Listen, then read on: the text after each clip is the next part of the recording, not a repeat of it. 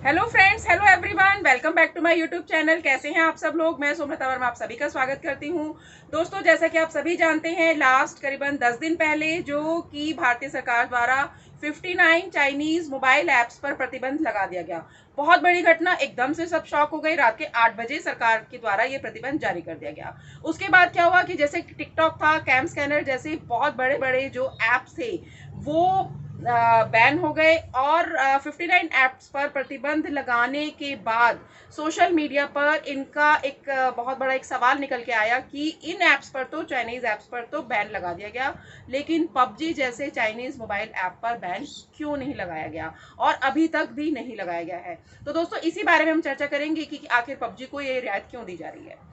देखिए, इस ये जो गेम है पबजी का, ये इतना पॉपुलर है कि आप देखिए हर घर में इसने एक बसेरा बना लिया है।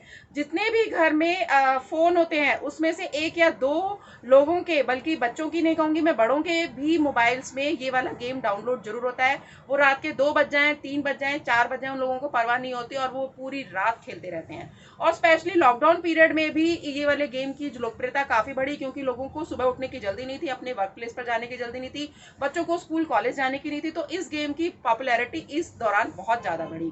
लेकिन अब आप ये देखिए कि इतनी पॉपुलैरिटी के बाद भी इसके बैन लगाने पर अब जो है मांग तेजी से बढ़ती जा रही है। इसी बारे में हम चर्चा करेंगे।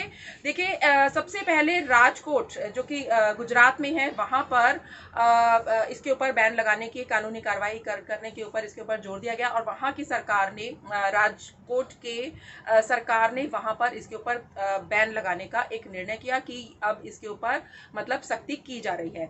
इस गेम को लेके आपको पता ही है कि जो बहुत ही खतरनाक स्टंट वगैरह की गेम्स होते हैं और बच्चों को एक एडिक्शन जो फैला हुआ है, उसको लेते हुए फिर उसके बाद राजकोट के बाद भावनगर और फिर गिर सोमनाथ में जैसे जिलों में भी इसके ऊपर बैन लगाने के लिए निर्णय कर दिए गए हैं।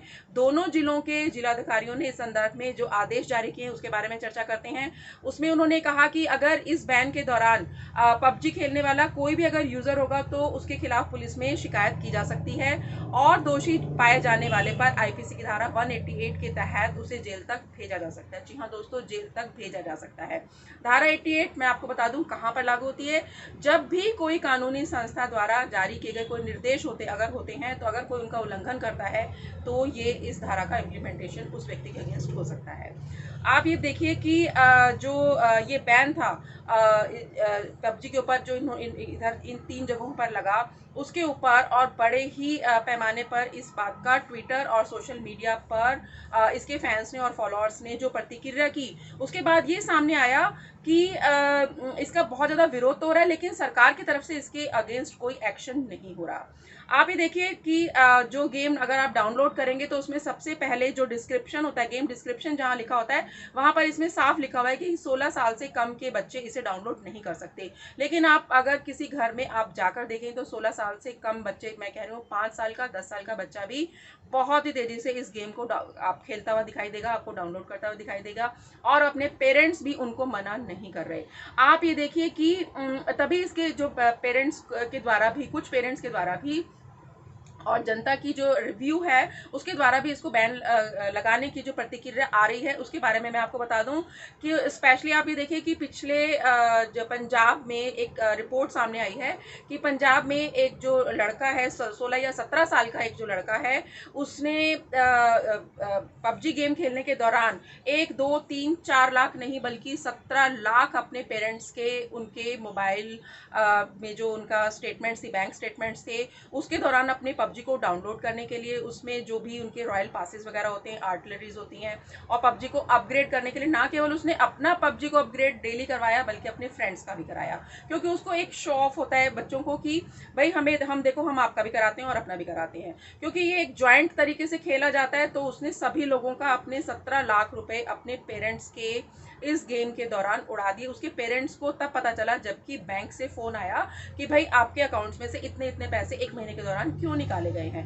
वो उनकी सेविंग्स थी उन पेरेंट्स की। और ये बताइए, देखिए कि जो लड़के के फादर थे उनकी एक मेडिकल हिस्ट्री थी, वो गवर्नमेंट जॉब में थे और शहर से बाहर रहते थे, और जो फ़ोन था वो घर में ही रहता था। उनकी मदर को ये लगता था कि जो बच्चा है, क्योंकि बच्चे ने भी बहका रखा था कि मॉम मैं इसमें ऑनलाइन स्टडी कर रहा हूँ, तो मदर भी बहुत ही विश्वस्त थी कि हाँ हमारा बच्चा ऑनलाइन स्टडी कर रहा है, इससे इसीलिए फ़ोन में लगा है। उनको ये नहीं पता था कि उस दौरान उनका इतना बड़ा जो है वो हादसा सामने आ जाएगा और उनका बैंक अकाउंट बिल्कुल खाली हो जाएगा, और वो भी अपने ही बच्चे के दौरान, बच्चे की हरकत के दौरान।